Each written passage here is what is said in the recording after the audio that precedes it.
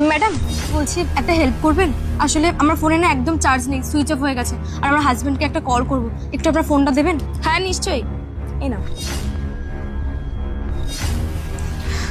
1 minute. এই যে ওয়ালপেপারটা আছে, এই ছেলেটা কে হয় আপনার? এটা আমার বয়ফ্রেন্ড হয়। কেন? বয়ফ্রেন্ড মানে কি যাতা বলছো? এটা আমার হাজবেন্ড হয়। কি ফালতু কথা বলছো তুমি? আমি আপনাকে ফোনটা দিয়েছি যাতে আপনি ফোন করতে পারেন, এসব ফালতু কথা বলার জন্য দিন আমার ফোনটা। আরে সত্যি ওটা আমার হাজবেন্ড হয়, আর আমাদের বিয়ে হয়েছে 5 বছর হয়ে গেছে।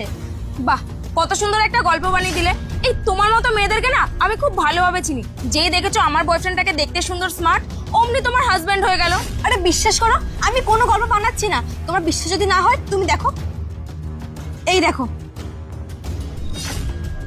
আমার সাথে ওরও ফটো আছে। আর তুমি এটা ভাবো, তোমার সাথে ওর ফটো আছে, তার মানে ও আমাদের দুজনকেই চিট করছে। দেখো আমি তোমাকে কি করে বিশ্বাস করি? আমি তোমায় না চিনি না জানি, তুমি মিথ্যা কথাও বলতে পারো।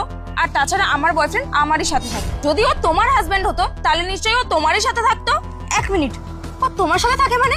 ও তো আমায় বলেছিল বিজনেস ট্রিপে যাচ্ছে, আর ওর আসতে 5 মাস লেগে যাবে। কিন্তু আমি এটা কখনো ভাবতে পারিনি যে ওই চিট করে আর একটা মেয়ের বাড়িতে গিয়ে আছে। ঠিক আছে, তুমি এত করে যখন বলছো আমি তোমায় বিশ্বাস করলাম। তুমি একটা কাজ করো, তুমি আমার সাথে চলো। কারণ দেখো, তুমিও একটা মেয়ে, আমিও একটা মেয়ে। আমি কখনো চাইবো না যে আমারও খারাপ হোক আর আমার সাথে সাথে অন্য কারোর খারাপ হোক। তুমি একটা কাজ করো,